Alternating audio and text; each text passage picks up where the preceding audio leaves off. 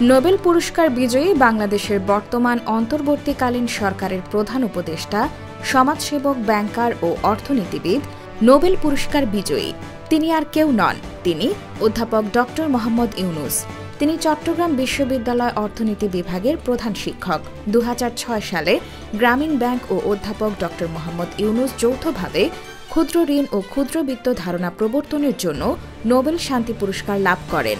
তিনি বিশ্ব খাদ্য পুরস্কার সহ আরও জাতীয় ও আন্তর্জাতিক পুরস্কার লাভ করেছেন।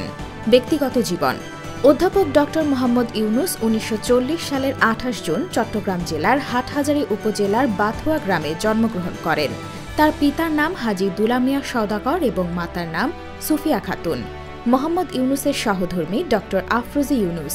ব্যক্তিগত জীবনে তিনি ২ কন্যা সন্তানের পিতা। অধ্যাপক ডক্টর মোহাম্মদ ইউনূস ঢাকা বিশ্ববিদ্যালয় পদার্থ বিভাগের অধ্যাপক এবং ছোট ভাই মোহাম্মদ জাহাঙ্গীর একজন জনপ্রিয় টিভি ব্যক্তিত্ব। শিক্ষা জীবন ও কর্মজীবন: তার প্রথম স্কুল বিদ্যালয় মহাজন ফকিরের স্কুল। চট্টগ্রাম কলেজিয়েট স্কুল থেকে মেট্রিক পরীক্ষায় মোহাম্মদ ইউনূস মেধা তালিকায় ১৬তম স্থান অধিকার করেন এবং চট্টগ্রাম কলেজে ভর্তি হন। এরপর ১৯৫৭ সালে মোহাম্মদ ইউনূস ঢাকা বিশ্ববিদ্যালয় অর্থনীতি বিভাগের সম্মান শ্রেণীতে ভর্তি হন এবং সেখান থেকে বিএ এবং এমএ সম্পন্ন করেন। এরপর তিনি ব্যুরো অব ইকোনমিক্সে যোগ দেন গবেষণা সহকারী হিসেবে। পরবর্তীতে ১৯৯৬-এ চট্টগ্রাম কলেজের প্রভাষক পদে যোগ দেন। ১৯৬৫ সালে তিনি ফুলব্রাইট স্কলারশিপ নিয়ে যুক্তরাষ্ট্রে যান এবং পূর্ণ বৃত্তি নিয়ে ভ্যান্ডারবিল্ট বিশ্ববিদ্যালয়, যুক্তরাষ্ট্র থেকে ১৯৬৯ সালে অর্থনীতিতে পিএইচডি লাভ করেন। ১৯৭১ সালে বাংলাদেশের স্বাধীনতা যুদ্ধের সময় মোহাম্মদ ইউনূস বাংলাদেশের পক্ষে বিদেশে জনমত গড়ে তোলা এবং মুক্তিযোদ্ধাদের সহায়তা প্রদানের জন্য সাংগঠনিক কাজে নিয়োজিত ছিলেন। এরপর দেশে এসে ১৯৭২ সালে তিনি চট্টগ্রাম বিশ্ববিদ্যালয় অর্থনীতি বিভাগের সহযোগী অধ্যাপক হিসেবে যোগ দেন এবং বিভাগের প্রধান হিসেবে দায়িত্ব পালন করেন। ১৯৭৩ সাল থেকে ডক্টর মোহাম্মদ ইউনূস দারিদ্র্যতার বিরুদ্ধে তার সংগ্রাম শুরু করেন। বাংলাদেশের সংঘটিত দুর্ভিক্ষের সময় তিনি বুঝতে পারেন স্বল্প পরিমাণে ঋণ দরিদ্র মানুষের জীবনমান উন্নয়নে অত্যন্ত কার্যকরী হতে পারে। সেই সময় তিনি গবেষণার লক্ষ্যে গ্রামীণ অর্থনৈতিক প্রকল্প চালু করেন। ১৯৭৪ সালে ডক্টর মোহাম্মদ ইউনূস তেভাগা খামার প্রতিষ্ঠা করেন, যা সরকারের প্যাকেজ প্রোগ্রামের আওতায় অধিগ্রহণ করে। গ্রামীণ ব্যাংক প্রতিষ্ঠা: গ্রামীণ ব্যাংক বাংলাদেশের একটি ক্ষুদ্র ঋণ প্রদানকারী সংস্থা। গ্রামীণ ব্যাংকের প্রতিষ্ঠাতা অধ্যাপক ডক্টর মোহাম্মদ ইউনূস। ১৯৮৩ সালে এটি বৈধ ও স্বতন্ত্র ব্যাংক হিসেবে যাত্রা শুরু করে। গ্রামীণ ব্যাংকের বিশেষ বৈশিষ্ট্য হল জামানত ছাড়া ঋণ প্রদান করা হয়।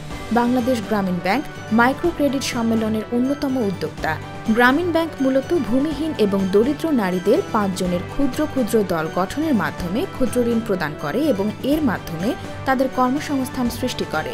গ্রামীণ ব্যাংকের ঋণ পরিশোধের হার ৯৮%।